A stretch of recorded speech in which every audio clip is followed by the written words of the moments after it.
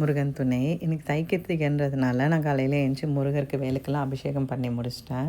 So நான் ஒரு கிருத்திக்குமே விரதம் இருந்து தான் பூஜை பண்ணுவேன். அந்த மாதிரி தான் இன்றைக்கி விரதத்தோடு நான் என்னோடய பூஜையை ஸ்டார்ட் பண்ணியிருக்கேன். ஒரு சிலவங்க தைப்பூசத்துக்காக 48 டேஸ் 21 டேஸ் விரதம் இருக்க ஆரம்பிச்சிட்டாங்க. ஸோ நம்ம இன்னையிலேருந்து ஆரம்பித்தோம்னா 6 டேஸ் விரதம் இருக்கலாம். தைப்பூசத்துக்குன்னு சில வழிமுறைகள் இருக்குது. ஒரு சிலவங்க மாலை போட்டுட்ருப்பாங்க, சிலவங்க உப்பு இல்லாமல் சாப்பிடுவாங்க, இன்னும் சில பேர் ஒரு வேளை சாப்பிட்டுட்டு கூட விரதம் இருப்பாங்க. அவங்கவுங்களோட ஹெல்த் இஷ்யூக்கு ஏற்ற மாதிரி நம்ம விரதம் இருக்க ஆரம்பிக்கலாம். இதையும் தாண்டி நம்ம இல்லாதவங்களுக்கு கூட ஹெல்ப் பண்ணலாம். அவங்களுக்கு என்ன தேவை இருக்கோ அதை நம்ம வாங்கி கொடுத்தோம்னா கண்டிப்பாக அவங்க அதை சந்தோஷமாக வாங்கிப்பாங்க. அவங்க மூலயமா கடவுளை நீங்கள் நேரடியாக பார்க்குற மாதிரி இருக்கும். ஸோ இது எல்லாமே என்னோடய விருப்பம்தான். உங்களுக்கு என்ன முடியுமோ என்ன பண்ண முடியுமோ அதை நீங்கள் பண்ணலாம்.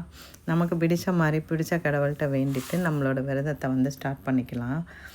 யூனிவர்ஸ்ன்னு ஒன்று இருக்குது, நமக்கு மேலே ஒரு பவர் இருக்குதுன்னு சொல்லுவாங்க. அதுக்கிட்ட நம்ம என்ன கேட்டாலும் கொடுக்கணும்னு சொல்லுவாங்க. ஒன்ஸ் நீங்கள் அதை பிலீவ் பண்ண ஆரம்பிச்சிங்கன்னா கண்டிப்பாக அது உங்களுக்கு கொடுக்க ஆரம்பிக்கும். அதை நீங்கள் கிடைக்கும்போது என்ஜாய் பண்ணும்போது தெரியும். ஒரு சிலவங்க கேட்பாங்க கடவுள் இருக்காரா இல்லையான்னு சொல்லிட்டு. அது எல்லாமே அவங்கவுங்களோட நம்பிக்கை தாங்க. நம்ம கடவுள் மேலே நம்பிக்கை வச்சோம்னா கண்டிப்பாக இருக்கார். அது நம்ம பிலீவ் பண்ணுற ஒரு விஷயந்தான்.